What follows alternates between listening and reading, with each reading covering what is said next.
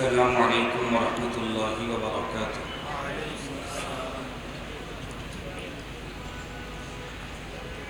إن الحمد لله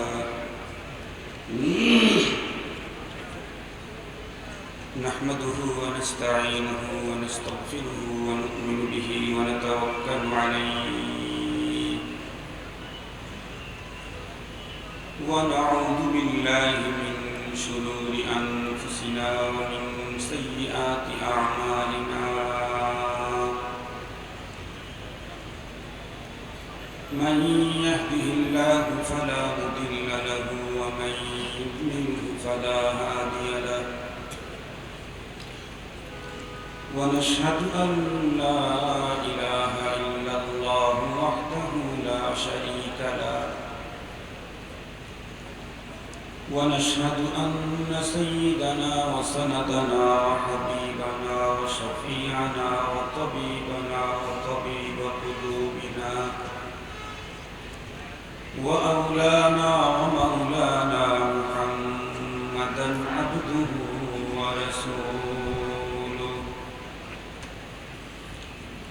الذي أرسله بالحق إلى الخلق بشيرا ونذيرا وداعيا إلى الله بإذنه وسراجا وقمرا منيرا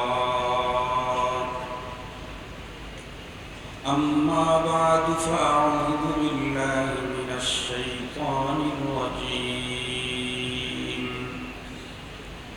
بسم الله الرحمن الرحيم إن الذين آمنوا وعملوا الصالحات كانت لهم جنات الفردوس نزلا خالدين فيها لا يبغون عنها حولا صدق الله مولانا العظيم وصدق رسوله النبي الأمي الكريم ونحن على ذلك لمن الشاهدين والشاكرين والذاكرين والحمد لله رب العالمين. اللهم صل على سيدنا مولانا محمد وعلى آله وأصحابه وبارك وسلم. اللهم صل على سيدنا مولانا محمد وعلى آله وأصحابه وبارك وسلم. يا رب صل وسلم دائما أبدا على حبيبك خير الخلق كلهم. معزز محترم খদ্দকার চট্টগ্রামের ঐতিহ্যবাহী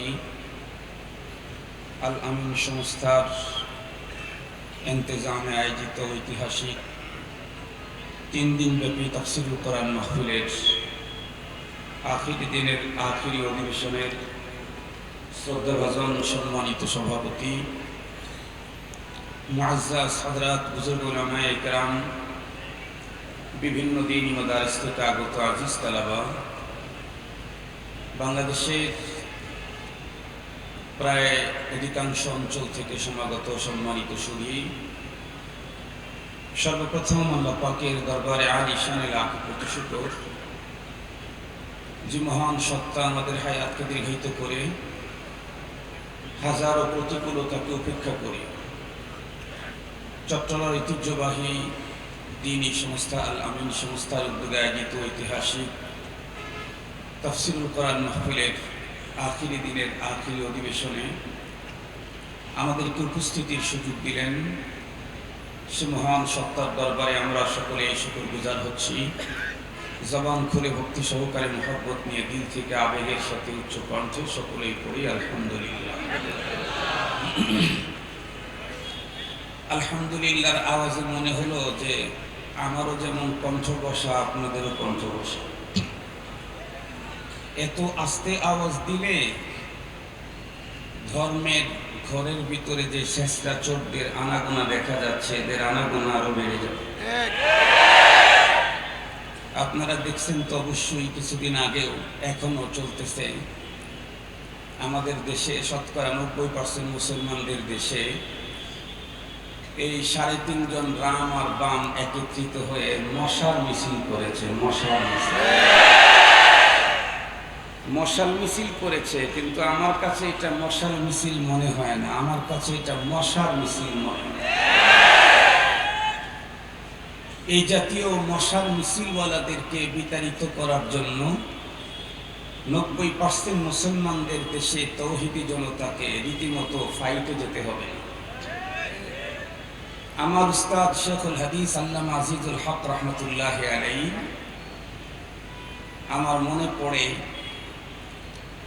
তখন ইসলামের ঘরে এক শ্রেষ্ঠ চুন্নির আক্রমণ হয়েছিল আমাদের দেশে।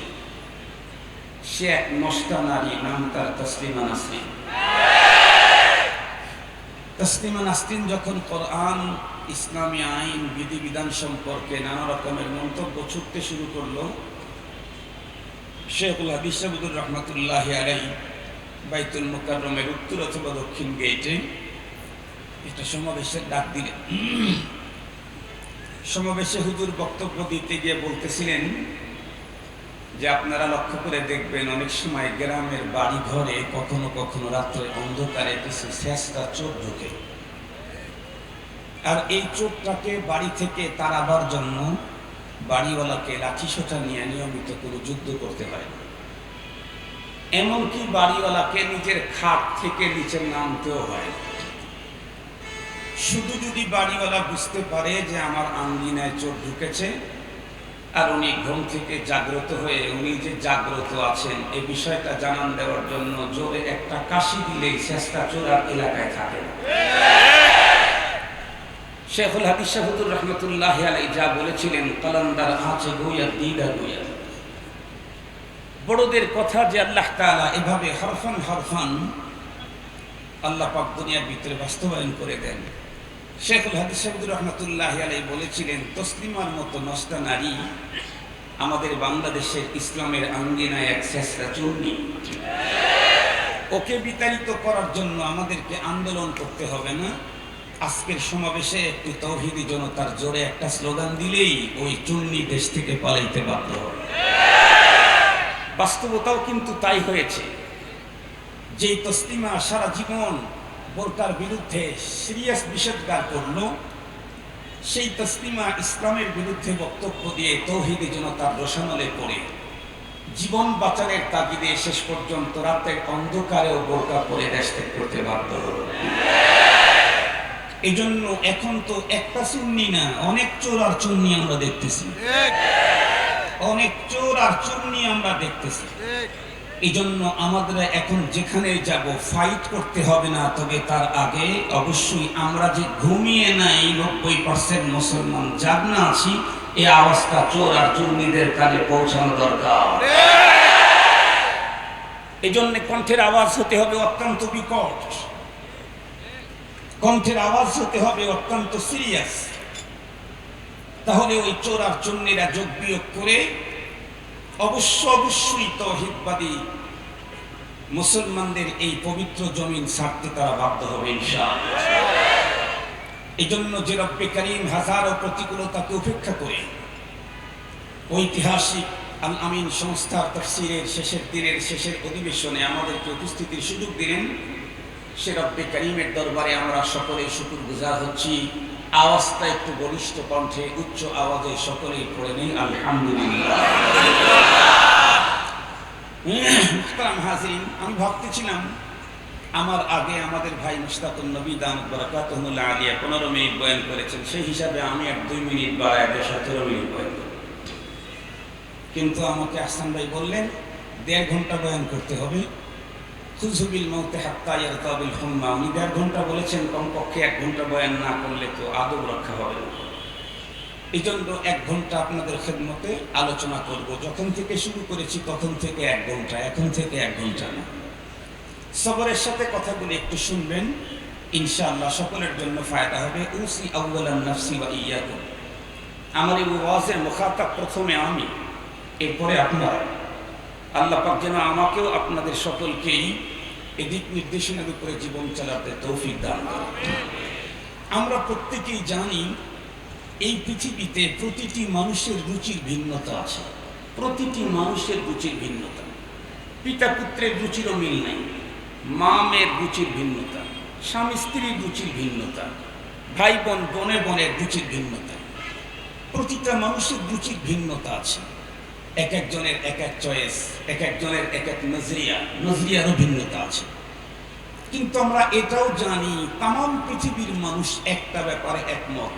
তাম পৃথিবীর মানুষ, অতীতে যারা এসেছিল, এখন যারা আছে, আগামী দিনে যারা আসবে, সবাই একটা বিষয়ে একমত, সেটা হলো মানুষ মরণশীল। কি বলেন আপনারা? এ ব্যাপারে পৃথিবীর দ্বিমত করার মতো কোনো একজন মানুষ কি অতীতে ছিল, এখন আছে, আগামী দিনে আসবে? মানুষ মরণশীল। মশার মিছিল যারা করতেছে ওরাও এটা বিশ্বাস করে। যারা উলামায়ে কেরামের দুই গালে জুতা মারতে চায় ওরাও এ কথা বিশ্বাস করে যে মানুষ মরণশীল। আমরা যারা তাওহীদবাদী, আমরা শুধু মৃত্যু পর্যন্ত আমাদের বিশ্বাস না, আমাদের বিশ্বাস আরো আগানো। আমাদের বিশ্বাস আরো আগানো। ওয়াল বাসি বাদাল মাউত। মৃত্যু পর্যন্ত আমাদের বিশ্বাস না, আমাদের বিশ্বাস আরো আগানো। এই কারণে আমাদের দেশের রাজনৈতিক নেতাদের স্লোগান আর আমাদের স্লোগান এক না। রাজনৈতিক নেতাদের স্লোগান ব্যক্তির চাইতে দল বড়, দলের চাইতে দেশ বড়। আমরা যেহেতু এই দেশ পর্যন্তই বিশ্বাস করি না, আরো আগানো আমাদের বিশ্বাস, এ কারণে আমাদের স্লোগান আরো আগানো। ব্যক্তির চাইতে দল বড়, দলের চাইতে দেশ বড়, দেশের চাইতে ঈমান বড়, এটা আমাদের স্লোগান। তাদের কাছে যেহেতু দেশের চাইতে বড় কিছু নাই, এ কারণে তাদের স্বপ্ন, চিন্তা, চেতনা সবকিছু দেশ নিয়ে। আমাদের যেহেতু আখিরি মঞ্জিল দেশ নিয়ে না, পরপার নিয়ে, আখিরাত নিয়ে, দিন নিয়ে, এ কারণে আমাদের ফিকির আরো আরো আরো অনেক আগানো। মুহতারাম হাজিরিন, কথাগুলি সুন্দর করে বোঝার জন্য চেষ্টা করবেন। তো আমরা যারা মুসলমান তাওহীদবাদী, আমরা শুধু মৃত্যুকে বিশ্বাস করি না, মৃত্যুর পরের জীবনকে বিশ্বাস করি।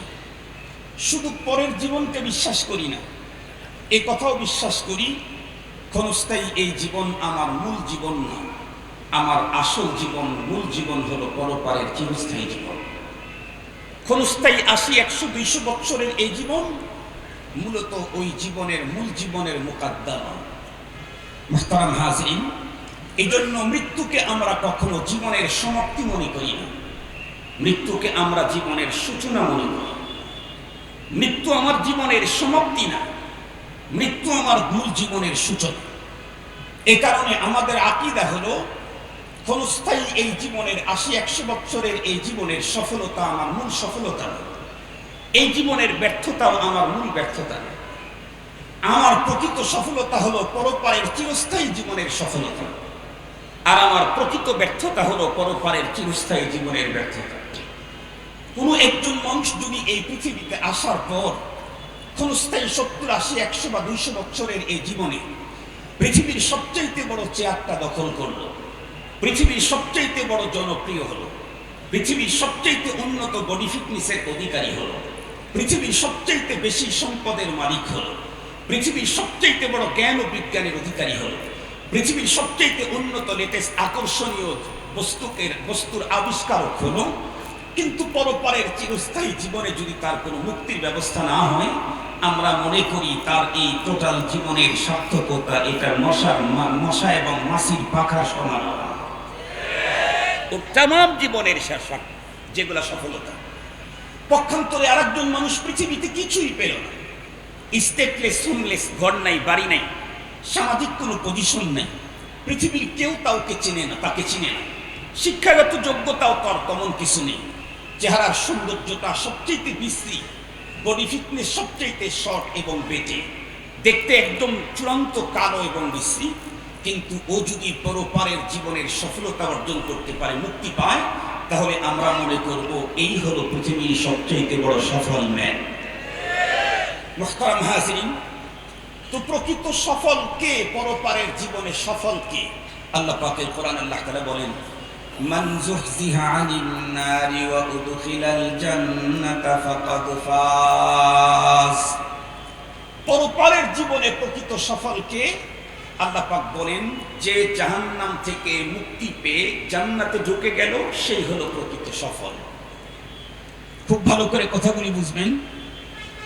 পরপারে যদি কোনো একজন মানুষ জাহান্নাম থেকে মুক্তি পেয়ে জান্নাতে ঢুকতে চায়, তাহলে তার জন্য কি দরকার?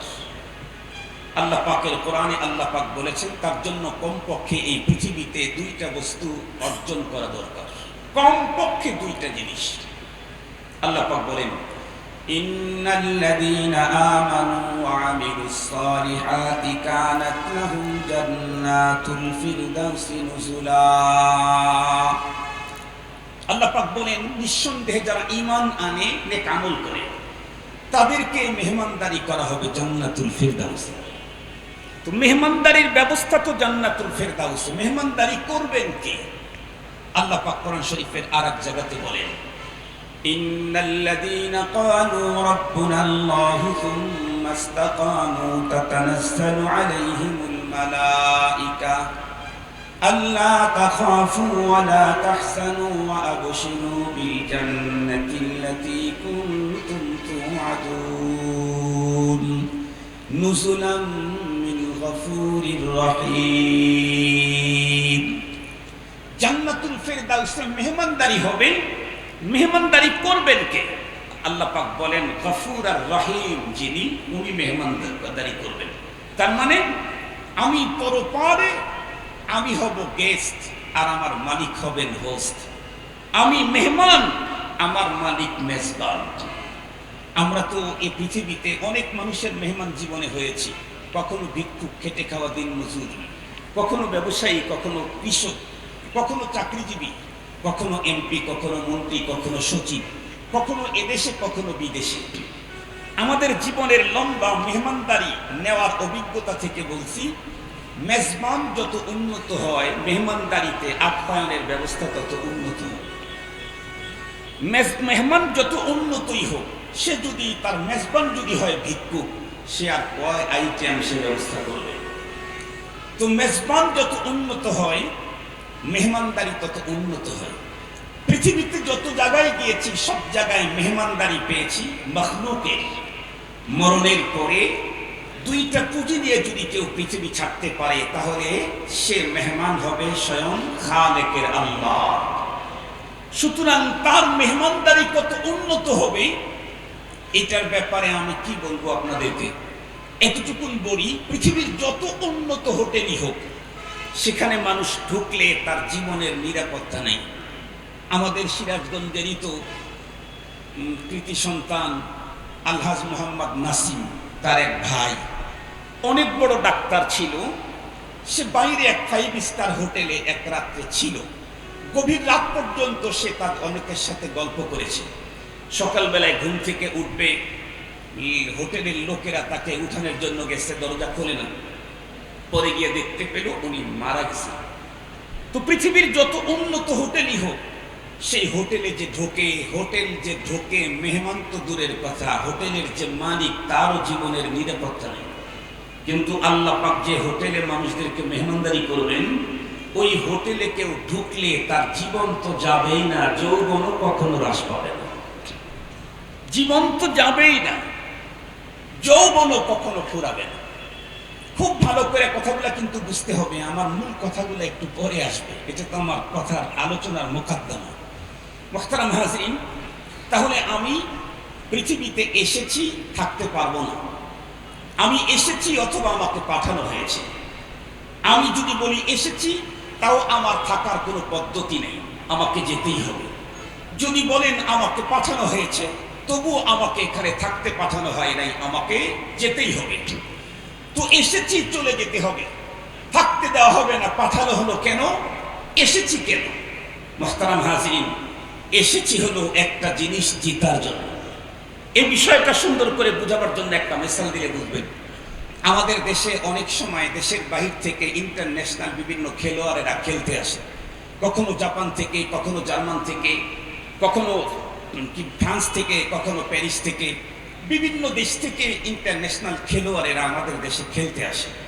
আমি জিজ্ঞেস করতে চাই, খেলোয়াড় যারা আমাদের দেশে আসে ওদেরকে এত উন্নত সেফটি দেওয়া হয়, সিকিউরিটি দেওয়া হয়, এদেশের প্রথম শ্রেণীর মন্ত্রীকেও যেই মানের সিকিউরিটি দেওয়া হয় তার চাইতে আরো উন্নত সিকিউরিটি দেওয়া হয়, ওদেরকে এত সেফটি দেওয়া হয়, ওদের জন্য হোটেল, ওদের সেবক সেবিকা এত উন্নত মানের হয়, ওদের খাবার প্রতিটাই মেডিকেটেড হয়।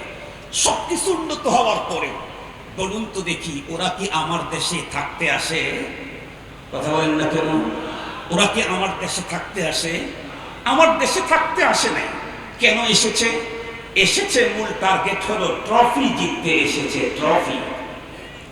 তবে ট্রফি জিততে চাইলে 5 স্টার আর 7 স্টার মার্কের কোন হোটেলের ভিতরে বসে বসে জুস টুসলে কখনো ট্রফি জেতা যায় না। ট্রফি জিততে চাইলে খেলোয়াড়টা যদি ক্রিকেটার হয় তাহলে তাকে ব্যাট আর বল নিয়ে ময়দানে ফাইট করতে হয়, তারপরে ট্রফি জেতা যায়। খেলোয়াড়টা যদি ফুটবলার হয় তাহলে তাকে ফুটবল নিয়ে মাঠে ময়দানে ফাইট করতে হয়, তারপরে ট্রফি জেতা যায়। আমি পৃথিবীতে আসি নাই, আমাকে পাঠানো হয়েছে। আমি থাকতে চাইলেও কোনো সিস্টেম নেই, আমি থাকতেও পারবো না। তো পাঠানো হলো কেন? আমাকে এখানে দুষ্টসার জন্য পাঠানো হয় নাই, আমাকে পাঠানো হয়েছে আল্লাহর জান্নাত জেতার জন্য। মুহতারাম হাজরিন, পৃথিবীর যত খেলোয়াড় আমার দেশে আসে থাকতে আসে না, ট্রফি জিততে আসে। ট্রফি জিততে চাইলে ময়দানে ফাইট করতে হয়। আমরাও পৃথিবীতে এসেছি বাঁচার জন্য না, থাকার জন্য না, জান্নাত জেতার জন্য। জান্নাত জিততে চাইলে ময়দানে ঈমান আর আমলের রক্ষার ফাইট করতে হয়।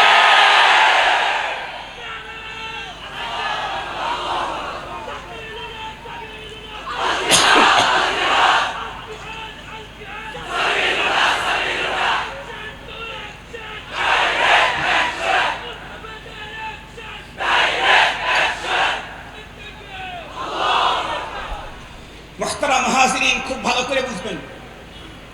তাহলে এই পৃথিবীতে যে কোনো মানুষ, নারী হোক আর পুরুষ হোক, এদেশের হোক আর বিদেশের হোক, যেই হোক না কেন, পরপারে জান্নাত জিততে চাইলে তার জন্য কয়টা জিনিস, কয়টা পুঁজি লাগবে? দুইটা পুঁজি। 1 নাম্বার হলো ঈমান, 2 নাম্বার নেক আমল। খুব ভালো করে বুঝবেন। আমাদের এই কথা, এই বক্তব্যগুলা তো হওয়া দরকার ছিল সংসদ ভবনের মধ্যে। আমাদের এই ওয়াজে কথাগুলা সংসদে হওয়া দরকার ছিল, এটা সচিবালয় হওয়া দরকার ছিল। মুহতারাম হাজিরিন, কেন? একটু পরেই বুঝবেন কেন। 2টা পুঁজি লাগবে আমাকে জান্নাত জিততে চাইলে। একটা হলো ঈমান আর একটা নেক আমল। নেক আমল যদি আমার কম হয় অথবা বেশি হয় তাতে তেমন কোনো সমস্যা নেই। নেক আমল বাড়লে জান্নাতের কোয়ালিটি উন্নত হবে, নেক আমল কম হলে জান্নাতের কোয়ালিটিটা একটু নিম্নমানের হবে। তবে নিম্নমানের জান্নাত যেটা হবে, এটাও পৃথিবীর লেটেস্ট আবিষ্কৃত যত স্টার মার্কের হোটেল হবে পৃথিবীর শুরু থেকে শেষ পর্যন্ত, সবগুলার যত উন্নত কারুকার্য, সবগুলার যত উন্নত অবস্থান, দৃষ্টিনন্দন তাদের অবস্থা, সবগুলাকে একত্রিত করলে যেই পরিমাণে হবে, সবচেয়ে নিম্নমানের জান্নাত যাকে দেওয়া হবে, এই জান্নাতটা বাইরের গেটের হেসবনের সমানও পৃথিবীর তামাম মানুষের তৈরি করা স্টার মার্কের সব হোটেলের দাম মিলেও হবে না, এত উন্নত হবে। খুব ভালো করে বুঝবেন। নেক যদি কম হয় জান্নাত নিম্নমানের হবে, নেকি যদি বেশি হয় জান্নাত উন্নত মানের হবে। কিন্তু জান্নাত পেতে চাইলে ঈমান যদি নষ্ট হয় তাহলে জান্নাতি হওয়ার কোনো সুযোগ নেই। নেকি কম হলে জান্নাতে যাওয়া যাবে, কিন্তু যদি ঈমান নষ্ট হয় তাহলে জান্নাতে যাওয়ার কোনো সুযোগ নাই। মুহতারাম হাজিরিন, বিষয়টা আপনাদেরকে সুন্দর করে বুঝাবার জন্য 2জন নারীর কথা বলব, তাহলে আপনারা বুঝবেন যে আমল আর ঈমানের কি প্রয়োজন। একজন নারীর কথা বুখারী শরীফে আসছে, নবীজি বয়ান করেছেন। একজন মহিলা তার টোটাল জীবনটা পতিতাবৃত্তিতে পার করেছে, দেহ ব্যবসায়ী ছিল, দুশ্চরিত্রা ছিল, জীবনে ওয়ান টাইম একবার তৃষ্ণার্ত কুকুরকে পানি পান করানোর কারণে আল্লাহ পাক তাকে জান্নাত দিয়ে দিয়েছে। আরেকজন নারী তামাম দুনিয়া খ্যাত, তামাম পৃথিবী তাকে চিনে, 17-18 বছর আগে মনে হয় মারা গেছে, তার নাম মাদার তেরেসা। তামাম দুনিয়া তাকে চিনে। A mother Teresa, say one time মানুষ খেদমত করে নাই, সে ভালো কাজ করেছে, নেকির কাজ করেছে ওয়ান টাইম, টোটাল লাইফ, পুরা জীবন সৃষ্টির শ্রেষ্ঠ মানব সেবাতে তার টোটাল জীবনটা এত সিরিয়াস ভাবে পার করেছে। তার লাইফ হিস্টোরিতে লিখেছে সে জীবনে বিয়ে পর্যন্ত করে নাই, চিরকুমারিত্ব বরণ করেছে। তার থিওরি ছিল, আমি যদি বিয়ে করতে যাই তাহলে আমার স্বামীর খেদমত করতে গেলে ওই টাইম সৃষ্টির শ্রেষ্ঠ মানব সেবা ব্যাহত হবে। এতটুকু মানব সেবা থেকে নিজেকে দূরে সরাইতে রাজি নেই। এই জন্য এই মহিষী নারী টোটাল লাইফ অল টাইম সৃষ্টির শ্রেষ্ঠ মানব সেবা করল, এত উন্নত পদ্ধতিতে মানব সেবা করলো, দুনিয়া তাকে অনেকবার গোল্ড মেডেল দিল। কিন্তু আমি জিজ্ঞাসা করতে চাই, মাদার তেরেসা নামটা শোনার পরে আপনাদের প্রতিক্রিয়া জানতে চাই। ও তো মরে গেছে, মরার পরে ওর জন্য কয়টা জান্নাত? কথা বলেন না, নাম শুনেও বুঝেন নেই, ওর জন্য জান্নাত?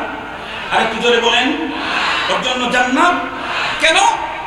কারণ নেকি বাড়াইলে জান্নাত হয় না, নেকি দিয়া জান্নাতের কোয়ালিটি উন্নত নিম্নমানের করা যায়, কিন্তু জান্নাত কিনতে চাইলে ঈমান লাগে।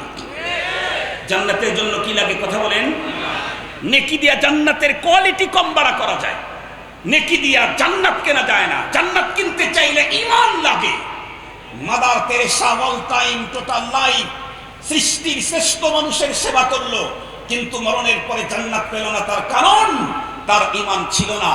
আর প্রতিটা নারী সারা জীবন দুশ্চরিত্রগিরি করলো, জীবনে মাত্র একবার ইতর প্রাণী কুকুরকে পানি পান করানোর কারণে জান্নাতের ভিসা পেয়ে গেল, কারণ ওর ঈমান ছিল। এজন্য আমরা বলি, যতই বৃদ্ধাশ্রম করো, যতই মাদ্রাসা করো, যতই মসজিদ করো, যতই এতিমখানা করো, যতই দাতব্য চিকিৎসালয় চালু করো, যতই রাস্তা তৈরি করে দাও, যত প্রতি বছরে হজে যাও, মাসে মাসে ওমরায় যাও, এরপরে চিল্লায় যাও, এরপরে পীরের দরবারে লক্ষ কোটি টাকার তুমি ওখানে হাদিয়া পৌঁছাও, মনে রাখো সবই তোমার নেক আমল। এগুলো দিয়ে জান্নাত বায়না করা যায় না, জান্নাতের মান কম বেশি করা যায়। জান্নাত কিনতে চাইলে লাগে ঈমান, ঈমান, ঈমান। মুহতারাম হাজরিন, ঠান্ডা মাথায় কথাগুলি বুঝবেন। আমি আগেই বলেছিলাম আমাদের এই বয়ানটা শোনা করা দরকার ছিল অ্যাসেম্বলিতে। আমাদের দেশের মানুষ তো মনে করে আমি তো বড় টুপি পরি, আমি তো মাঝে মাঝে হাটহাজারি মাদ্রাসায় কয়েক লাখ করে টাকা দেই, হাটহাজারি টাকা দিলেই তোমার জন্য জান্নাত খরিদ। জান্নাতের কোয়ালিটি বাড়াইতে পারবা আমল দিয়ে, জান্নাত কিনতে চাইলে ঈমান ছাড়া জান্নাত খরিদ হয় না। এখন ঈমান কি? ঈমান কি মাদ্রাসায় টাকা দেওয়া ঈমান? বছরে বছরে হজে দেওয়া এটাই ঈমান?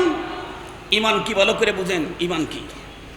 মুহতারাম হাজরিন, ঈমানের সহজ সংজ্ঞা দেব, কারণ আমাদের দেশে অনেক বড় বড় বুদ্ধিজীবী আছে যাদের এত বুদ্ধি মাথাতে আর অন্য কিছু ঢুকানোর জায়গা নাই। অল্প কিছু জায়গা থাকলে সেখানে আমারটা যাতে ঢুকাই দিতে পারে। তো বুদ্ধিজীবীদের মাথায় তো এত বুদ্ধি যার অন্য কিছু ঢোকার, ধর্ম ঢোকার জায়গাই না। এই জন্য একদম সহজ অল্পটা যাতে ঢুকাইতে পারে এরকম একটা দিলাম। একদম সহজ কথা, ঈমান হলো কোরআনুল কারীমের বিসমিল্লাহর বা থেকে সূরা নাসের মিনাল জিন্নাতি ওয়ান নাসের শেষের যে সিন আছে, এই টোটালটার উপরে পূর্ণ আস্থা, অবিচল বিশ্বাস স্থাপন করার নাম হলো ঈমান। আবারও বলছি, ঈমান কি? কোরআনে পাকের বিসমিল্লাহর বা থেকে মিনাল জিন্নাতি ওয়ান নাসের শেষের সিন পর্যন্ত টোটালটার উপরে অবিচল বিশ্বাস আর পূর্ণ আস্থা স্থাপন করার নাম হলো ঈমান। খুব ভালো করে বুঝবেন, ঈমান হইতে তো পুরা কোরআনের উপরে বিশ্বাস স্থাপন করতে হয়, কিন্তু বেঈমান হওয়ার জন্য কি লাগে এই বিষয়টাও একটা মিসাল দিয়ে বুঝাইলে আপনাদের বোঝা সহজ হবে, সব শ্রেণীর মানুষই বুঝতে পারবেন। আমরা প্রত্যেকেই জানি, আমার দৃঢ় বিশ্বাস, আমরা যারা এখানে আসছি আমরা অরিজিনাল মুসল্লিরাই আসছি। কথা বলেন, আমরা মুসল্লি না? নামাজ পড়ি তো আমরা, আলহামদুলিল্লাহ নামাজ পড়ি, হয়তো অনেক কোয়ালিটির নামাজ এখানে থাকতে পারে, আমাদের আপ মুসল্লি, খাপ মুসল্লি, খোস মুসল্লি, খাস মুসল্লি, মুসল্লির অনেক কোয়ালিটি আছে।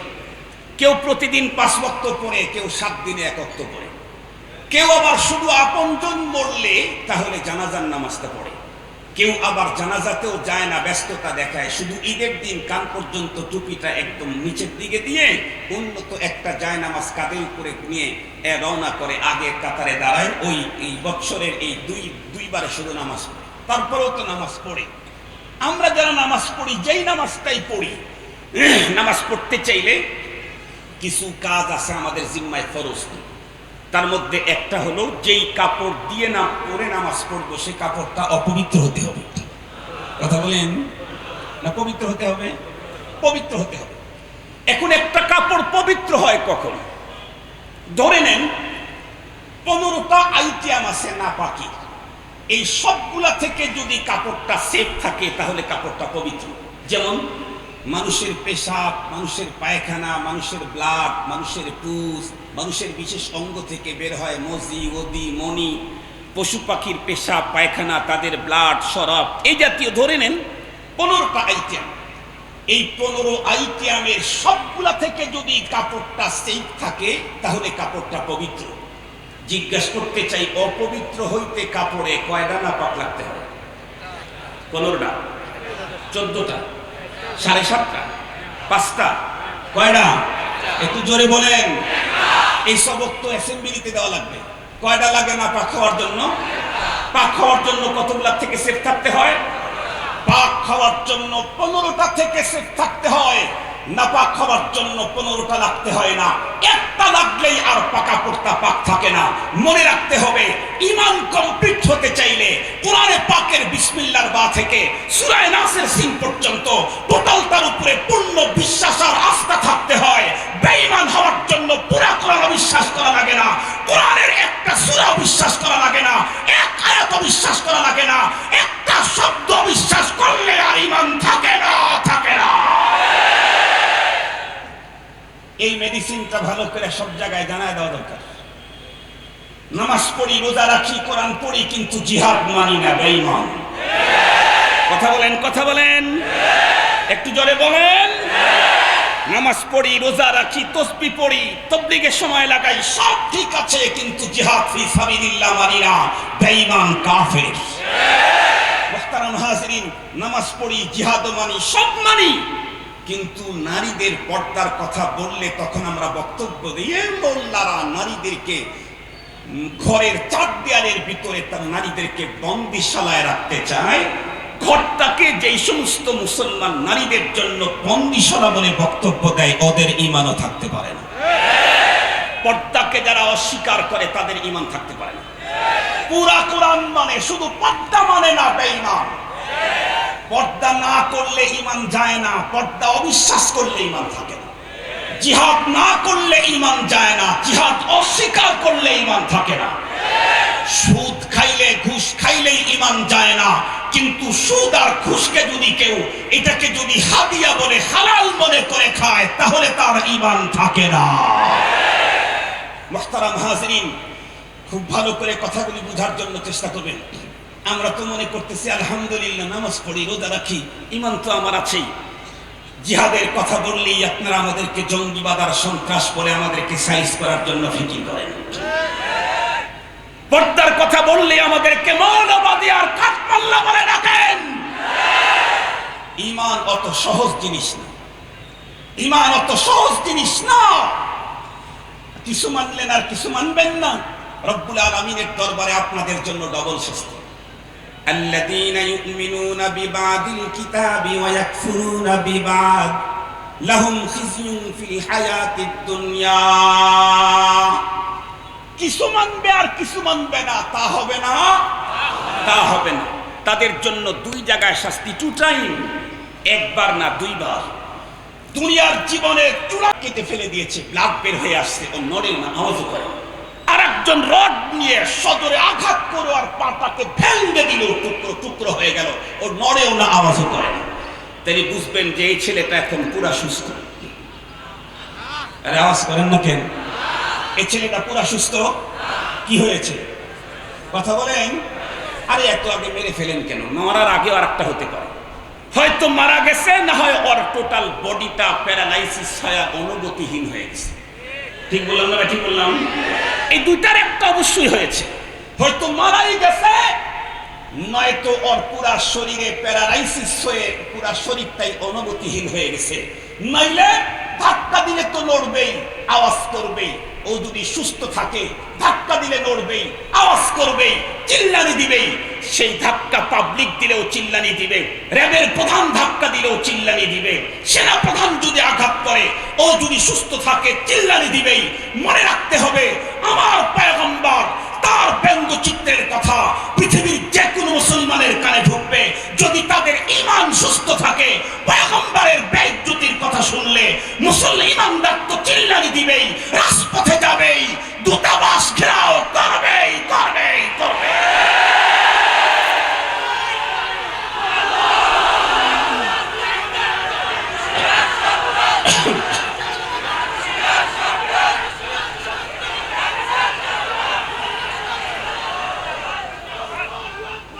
সম্মানিত হাজিরিন, ঠান্ডা মাথায় ভালো করে কথাগুলি বুঝবেন। যার ঈমান সুস্থ আছে, ঈমান এখনো মরে নাই, যার ঈমান এখনো প্যারালাইসিসে আক্রান্ত হয় নাই, এমন কোন ঈমানদারের সামনে তাদের প্রাণাধিক প্রিয় রাসূলের ব্যাপারে কোনো বাজে মন্তব্য করলে সে কখনো চুপ থাকতে পারে না, পারে না, পারে না। যে চুপ থাকে তার ঈমান সুস্থ থাকতে পারে না। আমরা চিল্লানি দেই কেন? আমাদের এখনো অনঈমানি অনুভূতি আছে, তাই চিল্লানি দিই। তুই চিল্লানি দিতে পারস না কেন? হয়তো তোর ঈমান মরছে, জানাজা করা দরকার, না হয় তোর ঈমানের প্যারালাইসিস লাগছে তোর ঈমানে। আমি জিজ্ঞেস করতে চাই আপনাদের কাছে, ভালো করে মনে রাখেন, প্যারালাইসিস ওয়ালা মানুষটা যত বড় ডিগ্রির অধিকারী হোক না কেন, ওকে কোন কোন দায়িত্বে, কোন কোন বিভাগের প্রধানের দায়িত্ব দেওয়া যায়? আমার কথা বুঝেন না? বুঝেন? বুঝেন? তাহলে আপনারা বলেন, প্যারালাইসিস ধরছে লোকটা সবচাইতে বড় শিক্ষিত, সবচাইতে উন্নত বডি ফিটনেসের অধিকারী, কিন্তু প্যারালাইসিস হয়েছে, ওকে কোন বিভাগের প্রধান বানানো যাবে? কোন বিভাগই প্রধান বানানো যাবে না। Second man, third man, gate man, তাও চলবে না। কেন? যার অনুভূতি নাই ওকে সেকেন্ড ম্যান, থার্ড ম্যান কেন গেট ম্যানও বানানো যায় না। যদি কোনো মানুষের অনুভূতি নষ্ট হয়, তাকে যদি কোনো দায়িত্বের first man, second man, third man, gate ম্যানও বানানো যায় না যায়, মুসলমানদের দেশে যাদের ঈমানি অনুভূতি নষ্ট হয়ে গেছে তাদেরকেও এই জাতীয় কোনো দায়িত্ব দেওয়া যায় না। মুহতারাম হাজিরিন, খুব ভালো করে কথাগুলি বোঝার জন্য চেষ্টা করবেন। যদি প্যারালাইসিস বলে একটা লোকটাকে, একজন লোককে সিকিউরিটি গার্ডের দায়িত্ব দিয়ে দেন, তাহলে ওই এরিয়া কি পরিমাণে সংরক্ষিত থাকবে? কথা বলেন না কেন? আর একটু জোরে বলেন, কি পরিমাণে সংরক্ষিত থাকবে? যাদের ঈমানের প্যারালাইসিস লাগছে তাদেরকে যদি মুসলিম দেশে কোনো দায়িত্ব দেওয়া হয়, সে দেশের ঈমান ওই পরিমাণে নিরাপদে থাকবে, সে দেশের ইসলাম ওই পরিমাণে নিরাপদে থাকবে। এই জন্য আমাদেরকে বুঝতে হবে। আমি একটা ঘটনা আপনাদেরকে শোনায় নির্ধারিত টাইমের মধ্যে ইনশাআল্লাহ শেষ করব। রাসূলের প্রতি ঈমানদারদের কন্ডিশন কি? ঈমানদার কেন চিল্লায়? পয়গম্বরের বেইজ্জতির কথা শুনলে কেন চিল্লায়? একটা মাত্র কথা আপনাদের খেদমতে বলবো, ইনশাআল্লাহ আমার বয়ান শেষ। আমার ভাই পিছনে বসে আছেন, অসুবিধা নেই। খালেদ সাইফুল্লাহ আইয়ুবী আর আব্দুল বাসেত খান, দুইটা দেহে একটি প্রাণ। এত মুহাব্বত আমাদের, এত ভালোবাসা, এটাকে আবার আল্লাহকে হাজির নাজির জেনে বলতেছে, আমার সব সম্পদ যদি আমার ভাই নিয়ে নেয় আমার আনন্দ। এত মুহাব্বত করি, দুনিয়ার স্বার্থে না, লিল্লাহ, আল্লাহর রাস্তায়। মুহতারাম হাজিরিন, খুব ভালো করে বুঝবেন। এজন্য আমি ভাইকে বসার একটা সমস্যা নেই। ঢাকার কেরানীগঞ্জে এক মাহফিলে গিয়েছি, মামুন ভাই আমার আগে বয়ান করতেছেন, এরপরে আমার বয়ান।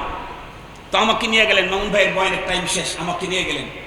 মামুন ভাই বয়ান করতেছে, আমি এর পাশে এখানে বসলাম। আমি তো মামুন ভাইয়ের 1 বছরের সিনিয়র, সে আমার 1 বছরের জুনিয়র। আমি তার আব্বার কাছে পড়েছি আর সে আমার আব্বার মাদ্রাসায় পড়েছে, তাহলে সাবা সাবা। তো যাই হোক, অনেক মুহাব্বত, অনেক।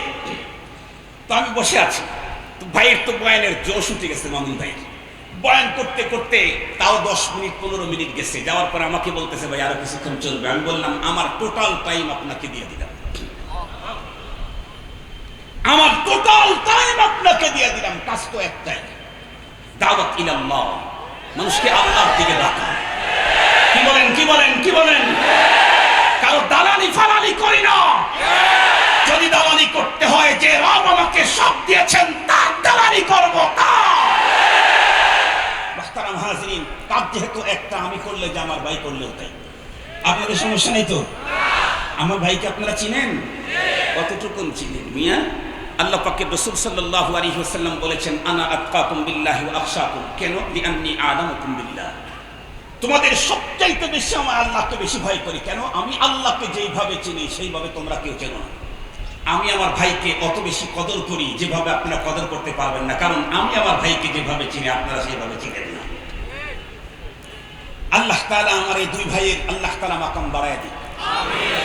মামুনুল হক সাহেবকে বাংলাদেশের কায়েদ বানায় দিক, কায়েদ আযম বানায় দিক।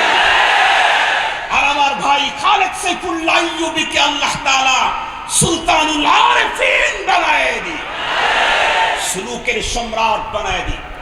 আল্লাহ দুই দিনের দুই সবার জন্য দুইজনকে প্রথম স্থান আল্লাহ তাআলা দান করুন। ভাই আমার গত পরশুদিন আমাকে বলতেছে যে ভাই কালকে রাতে আপনার দোয়াটা কবুল হয়ে গেছে মামুন ভাইয়ের ব্যাপারে।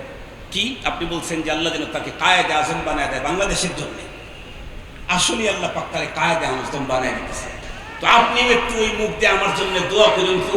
আমি বললাম এই গভীর রাত্রে আপনার জন্য আবারও সানি দোয়া করতেছি, সানি দোয়া করতেছি। আল্লাহ যেন আমার ভাইদেরকে দিয়ে এদেশের দ্বীনের খেদমত, মানুষের খেদমত করার তৌফিক আল্লাহ যেন দান করে। মুহতারাম হাজিরিন, দুঃখ হলো এক জায়গায়, বক্তৃতা শুনেন, ফুলের মালা দেন, রাস্তার ভিতরে দাঁড়ায় হাতের ভিতরে মোটা অঙ্কের হাদিয়া দেন, কিন্তু যখনই দ্বীনের কথা বলতে গিয়ে এই সমস্ত রাহবরদের উপরে কখনো কোনো আক্রমণ হয় তখন চুপ করে ঘরে বসে থাকেন। তখন বসে থাকা যাবে না, তখন রাজপথে আসলেই রাম আর বাম রাহবরে মিল্লাতের বিরুদ্ধে টাকরান দেওয়ার সাহস পাবে না, পথে এসে দেখাইতে হবে। মুহতারাম হাজিরিন, তো যে কথা বলতেছিলাম, আমাদের নবী আলাইহিস সালামের যত উম্মত আছে, যত সাহাবী ছিল, এর ভিতরে সবচেয়ে দামি একজন মানুষ হলেন আবু বকর সিদ্দিক রাদিয়াল্লাহু তাআলা। এটা আপনাদের জানা আছে তো সবার? ওলামা তোলাবাই তো বেশি। নবীদের ভিতরে মুহাম্মদুর রাসূলুল্লাহর মর্যাদা যেমন, উম্মতের ভিতরে আবু বকরের মর্যাদা সেম তেমন। কোন নবী মুহাম্মদুর রাসূল সাল্লাল্লাহু আলাইহি ওয়াসাল্লামের মর্যাদায় উত্তীর্ণ হতে পারে না, কোন উম্মত আবু বকর সিদ্দিকের মর্যাদায় উত্তীর্ণ হতে পারে না। এই সিদ্দিক আকবর, ওনার জীবনের একটা ঘটনা শুনলেই বুঝবেন ইমানদাররা নবী এবং আল্লাহর ব্যাপারে কি সিরিয়াস, এটা বুঝবেন। লাকাদ সামিআ আল্লাহু কাওলাল্লাযীনা ক্বালু ইন্নাল্লাহা ফাকীর ওয়া নাহনু আগনিয়া, এই আয়াতের শানে নুজুল আপনাদের জানা আছে, আমি আবার স্মরণ করে দিচ্ছি আর কি। হযরত আবু বকর সিদ্দিক রাদিয়াল্লাহু তাআলা আনহু, আগে তার ব্যক্তিত্বটা আপনাদের সামনে একটু প্রকাশ করি। উনি কি পরিমাণে কেমন উম্মত ছিলেন, নবীজির কেমন সাহাবী। নবী আলাইহিস সালাম বেশ কিছু সাহাবীদের নাম ইন্ডিকেট করে, নাম ঘোষণা করে করে তাদের ব্যাপারে বিশেষ গুণের কথা উল্লেখ করেছেন। তার ভিতরে একটা হাদিস আমরা প্রতিটি জুমায় খতিবের জবান থেকে দ্বিতীয় খুতবাতে শুনতে পাই, আরহামু উম্মতি বি উম্মতি আবু বকর ওয়া আশাদ্দুহুম ফি আমরিল্লাহি উমর ওয়া আসদাকুহুম হায়াআন উসমান ওয়া আকদাহুম আলী ওয়া ফাতিমাতু সাইয়্যিদাতু নিসাই আহলিল জান্নাহ। এই হাদিস শুধু ওলামা আর তোলাবাদের মুখস্থ না, এটা পাবলিকেরও মুখস্থ। তবে পাবলিকের মুখে মুখস্থ নাই, কানে মুখস্থ আছে। পাবলিকের সামনে যদি কেউ এই হাদিসটা ভুল পড়ে, পাবলিক বলবে হুজুর এটা আপনার ভুল হয়েছে। যদি বলে শুদ্ধটা বলেন, তখনও বলতে পারবেন, কারণ তার কান হাফেজ, মুখ হাফেজ না। ঠিক বললাম না? ঠিক বললাম? এই হাদিস শুনতে শুনতে শুনতে শুনতে নবীজি হাদিসে কি বললেন, বেশ কিছু সাহাবীদের নাম উল্লেখ করে তাদের বিশেষ কিছু গুণের কথা ঘোষণা করলেন। তার ভিতরে প্রথম যার গুণের কথা বললেন, আরহামু উম্মতি বি উম্মতি আবু বকর, আমার উম্মতের সবচাইতে আরহাম, আল্লাহু আকবার বলেন, আরহাম উম্মত, আরহামে উম্মত। এত নরম দিল রাকিকুল কলব পৃথিবীতে আর নবীজির কোন উম্মত কোনদিনও আসবে না। এই সিদ্দিক আকবর রাদিয়াল্লাহু আনহু কোন একদিন ইহুদিদের পাঠশালার ভিতরে গেলেন। সেইখানে যাওয়ার পরে দেখলেন ইহুদিদের একজন বড় আলেম, নাম তার সম্ভবত ফিনহাস, অনেক ভক্ত অনুরাগী চতুর্দিকে দাঁড়িয়ে আছে। এই ইহুদি বড় পণ্ডিত তাদেরকে বিভিন্ন ব্যাপারে দিক নির্দেশনা দিচ্ছে। সিদ্দিক আকবর রাদিয়াল্লাহু তাআলা আনহু তার কাছে গিয়ে বললেন, ফিনহাস, তোমাকে একটা আহ্বান জানাইতে এসেছি। তুমি আল্লাহ পাকের পক্ষ থেকে নাজিল করা কিতাবটা গ্রহণ করো এবং কিতাব যার উপরে নাজিল করা হয়েছে সেই মহাপুরুষটাকে তুমি তাসদীক করো। এই কথা বলতেই সিদ্দিক আকবরের সামনে ইহুদি বড় আলেম তখন এমন একটা বাজে মন্তব্য করে ফেললো আল্লাহ পাক রব্বুল আলামিন সম্পর্কে, যেই জাতীয় বাজে মন্তব্য ইহুদি বড় আলেম তো দূরের কথা, সাধারণ কোন আহলে কিতাবের জবান থেকেও কখনো শোভা পায় না। কারণ তারা তো মুশরিক না, তারা হলো আহলে কিতাব। তারা তো কিতাব মানে কিতাব যার কাছ থেকে আসছে তাকেও অবশ্যই মানে, না হলে তার কিতাব মানার প্রশ্নই তো ওঠে না। এরপরে এমন বাজে মন্তব্য করলো শুধুমাত্র কেবলমাত্র পয়গম্বরের সঙ্গে শত্রুতা দেখাইতে গিয়া। সিদ্দিক আকবরকে দেখে বলল, আবু বকর, তুমি কোন আল্লাহর নাজিল করা কিতাব আর তার রাসূলের প্রতি ঈমান আনতে বলতেছো যে আল্লাহ এতটাই হতদরিদ্র, গরীব, ফকির, অসহায়, দুস্থ? নাউজুবিল্লাহ বললেন না যে আল্লাহ এতটাই হতদরিদ্র, ফকির, দুস্থ যে আমাদের কাছ থেকে ধার চায়, লোন চায়, ঋণ চায়? ওই আল্লাহর আবার নাজিল করা কিতাবের উপরে ঈমান কি বলছো তুমি? এই কথা বলতেই সিদ্দিক আকবরের পরিচয় আমি আগেই দিয়েছি। আরহামু উম্মতি বি উম্মতি আবু বকর। পৃথিবীর সবচেয়ে বড় নরম দিলের মানুষ সিদ্দিক আকবর, এত বড় নরম দিলওয়ালা মানুষ, কিন্তু তার সামনে যখন আল্লাহ পাক সম্পর্কে এমন বাজে মন্তব্য করেছেন তখন সিদ্দিক আকবর আর নরম থাকতে পারেন নাই। মুহাম্মাদুর রাসূলুল্লাহ ওয়াল্লাযীনা মাআহু আশিদ্দাউ আলাল কুফফারি রুহামাউ বাইনাহুম তারাহুম রুকআন সুজদান يبتغون فضلا من الله ورضوانا سيماهم في وجوههم من أثر السجود। হযরত সিদ্দিক আকবর আরহাম ছিলেন, কিন্তু রব্বুল আলামিন সম্পর্কে এমন বাজে মন্তব্য তার কানের ভিতরে ঢোকার সঙ্গে সঙ্গে সিদ্দিক আকবর আসাদ হয়ে গেলেন, সিরিয়াস শক্ত হয়ে গেলেন। সিদ্দিক আকবর ভাবলেনই না, চিন্তাই করার সুযোগ তার নাই। আমি যদি এখন ফিনহাসকে আক্রমণ করি, তার শত শত অনুরাগীরা চতুর্দিকে দাঁড়িয়ে আছে, আমাকে আক্রমণ করবে, আমাকে মেরে ফেলবে। না, সিদ্দিক আকবরের মাথার ভিতরে সেটা ঢোকার কোনো সুযোগ নাই। কেন নাই? ওয়াল্লাযীনা আমানু আশাদ্দু হুব্বান লিল্লাহ। আল্লাহ পাক সম্পর্কে বাজে মন্তব্য সিদ্দিক আকবরের কানের ভিতরে ঢোকা মাত্র উনি সঙ্গে সঙ্গে ইহুদি বড় আলেমকে আঘাতের উপরে আঘাত তার গালের উপরে লাগায় দিলেন। বেশ কয়েকটা আঘাত খাওয়ার পর ইহুদি চিন্তা করলো, আবু বকরের বিরুদ্ধে কার কাছে মামলা দিতে যাব? বিশ্বনবীজির পরে বর্তমানে দুনিয়াতে সেকেন্ড ম্যান হলেন আবু বকর। সুতরাং সিদ্দিক আকবরের বিচার করার মতো মানুষ তো মুহাম্মদুর রাসূলুল্লাহ ছাড়া আর কেউ নাই। হাঁটি হাঁটি পা পা করে পয়গম্বরের কাছে চলে গেল। এক পর্যায়ে পয়গম্বরকে দিকে গিয়ে বলতেছে, মুহাম্মদ, তোমার সাথী আবু বকর দেখো আমাকে মেরে কি করে দিয়েছে। সিদ্দিক আকবর শুধুমাত্র কেবলমাত্র চট দিয়েই ক্ষান্ত হন নাই, উনি বলেছিলেন, কম বক্তব্য নসিব গোস্তাখ, যদি তোদের মাঝে আর আমার পয়গম্বরের মাঝে চুক্তি যদি না থাকতো, আমার রব ব্যাপারে এমন সিরিয়াস শব্দ আমার কানের ভিতরে ঢুকছে, আমি তোর কাল্লাকে মাথা থেকে পৃথক করে দিয়ে, ধর থেকে বডি থেকে পৃথক করে দিয়ে দিতাম। মুসলমান ভাই খুব ভালো করে বুঝবেন, সিদ্দিক আকবরের ব্যাপারে যখন অভিযোগ দিতে গেছে পয়গম্বরের কাছে, পয়গম্বর জিজ্ঞাসা করলেন কে মেরেছে? লোকটি বলে আবু বকর মেরেছে আপনার সাথী।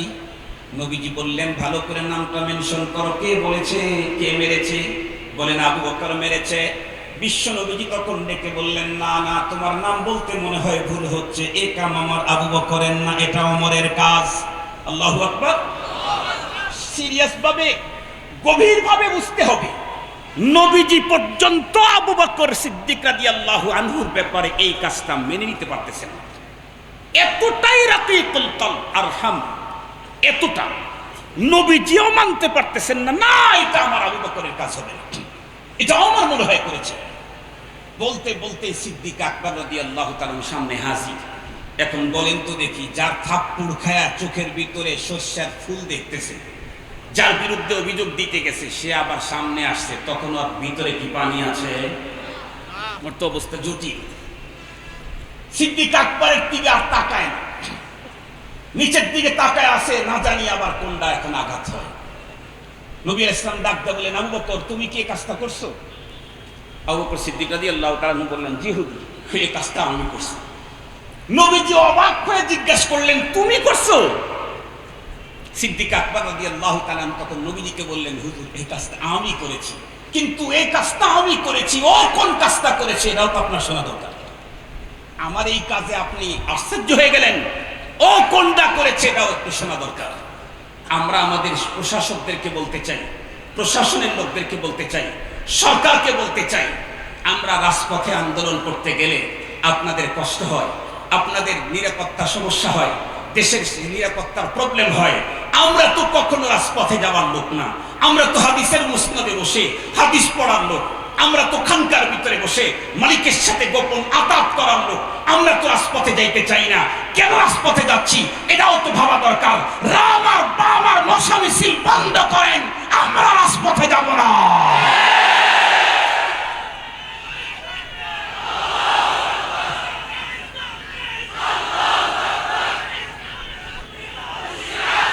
শুধু আমাদের স্লোগান দেখলে আপনাদের কষ্ট হয় না?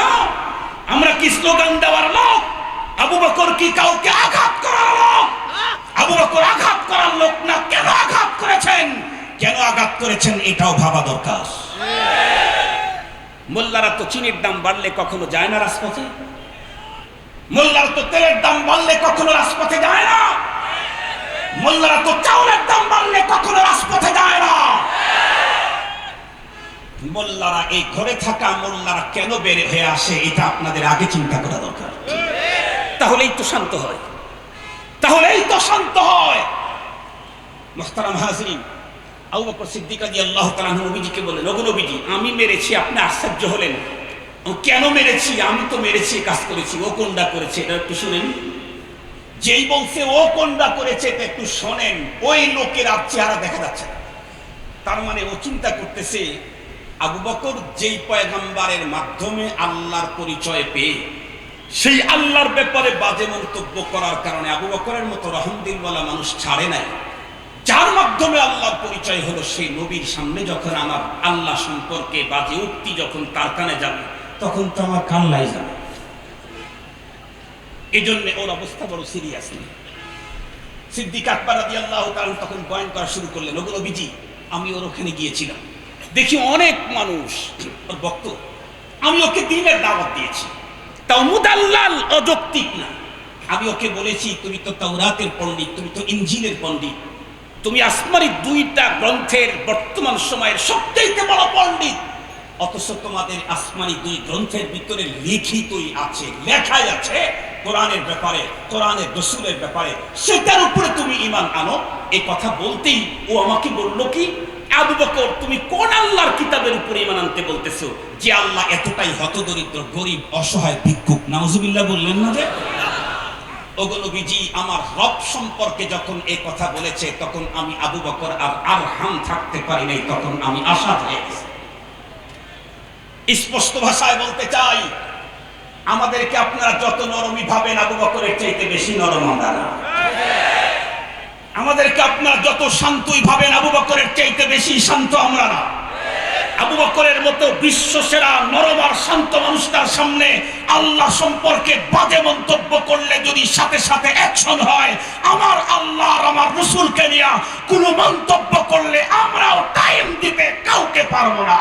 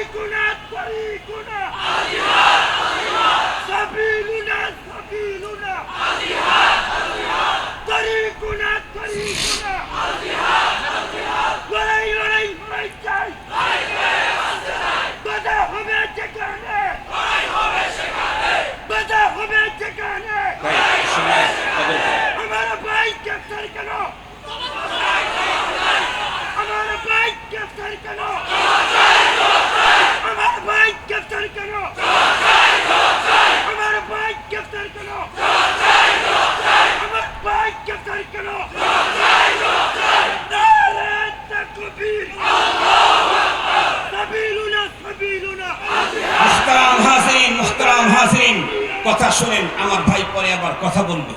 এটা শুধুমাত্র কেবলমাত্র ক্ষণিকের কোনো ভিতরের একটা স্পিরিট এসে পরে নিভে গেল, এটার দাম নাই। বরং ভিতরে এই তাকত, এই শক্তি ভিতরে গোছাইতে হবে, মৃত্যু পর্যন্ত এটা কাজে লাগাইতে হবে। দুই তাকবীর দিয়াই শেষ হবে তা আমরা এটা বিশ্বাসী না, কি বলেন? ইনশাআল্লাহ। তো ঘটনাটা শেষ করে দেই। রাসূল করিম সাল্লাল্লাহু আলাইহি ওয়াসাল্লামের সামনে যখন এই কথা বলতেছেন আবু বকর সিদ্দিক রাদিয়াল্লাহু তাআলা আনহু, ওর অবস্থা তো জটিল। ও তখন বাস্তব জন্য কি লাগে, ও তখন ওয়াল্লাহ বিল্লাহ তাল্লাহ আরো যা আছে সব কসমের শব্দ এক জায়গায় এক নিঃশ্বাসে বলে বলতেছে, মুহাম্মদ আপনি বিশ্বাস করেন আমি এই কথাগুলো বলি নাই। এখন আবু বকর বলছে আর ও ইহুদি আলেম বলতেছে বলি নাই। নবীজি এখন ফয়সালা করবেন কেমনে? দাবি করলে তো অবশ্যই দলিল লাগবে এটাকে প্রমাণ করাইতে, ওনারও নাই এনারও নাই, কথোপকথন চলতেছে। আল্লাহ পাক রব্বুল আলামিন সিদ্দিক আকবরের কথার উপরে সাক্ষী দেওয়ার জন্য নিজে কালাম নাজিল করে জিবরাইল আমিনকে তাৎক্ষণিক পাঠিয়ে দিলেন। জিবরাইল আমিন এসে পয়গম্বরের কাছে শুনাইলেন, قد سمع الله قول الذين قالوا ان الله فقير ونحن اغنياء। জিবরাইল আমিন এসে দেখে বলতেছে, ও নবীজি আবু বকর যে কথাগুলো ইহুদি সম্পর্কে বলেছেন, এই কথাগুলো শুধু আবু বকর কান দিয়ে শুনছে তাই না, এটা আল্লাহও শুনেছেন। আল্লাহ কি বললেন? قد سمع الله قول الذي, আল্লাহ নিজেও এই কথাগুলি শুনেছেন। মুহতারাম হাজরিন, কি বোঝা গেল? এই পৃথিবীতে কোনো মানুষ যদি আল্লাহর পক্ষে রসুলের পক্ষে অগ্রসর হতে থাকে আর পথের মধ্যে যদি কখনো কোনো বাধা আসে, কারেন্ট সহযোগিতা আসমান থেকে কিয়ামত পর্যন্ত আসতেই থাকবে। আল্লাহ পাক আমাদের আলোচিত কথার উপরে আমাদের তৌফিক দান করুন। মূল কথাটা আরেকবার বলে দেই, পরপারের মুক্তির জন্য ঈমান অবশ্য দরকার। ঈমান ছাড়া পরপারের মুক্তির কোনো ব্যবস্থা, একটু জোরে বলেন। ঈমান কমপ্লিট হতে চাইলে কোরআনের কিছু মানলে আর কিছু না মানলেই হবে, কিছু বিশ্বাস করলে আর কিছু অবিশ্বাস করলেই হবে। কথা বলেন, কথা বলেন। টোটাল তা যা আছে এর উপরে পূর্ণ আস্থা বিশ্বাস স্থাপন করার নাম হলো ঈমান। আল্লাহ পাকে কথাগুলি বুঝে আমাদের ঈমানকে পিওর করে আল্লাহ পাক দুনিয়া থেকে জান্নাতের আল্লাহ পাক উপযুক্ত করে আমাদেরকে দুনিয়া থেকে বিদায়ের তৌফিক দান করুক। ওয়া আখিরু দাওয়ানা আলহামদুলিল্লাহি রাব্বিল আলামিন। আসসালামু আলাইকুম ওয়া রাহমাতুল্লাহ।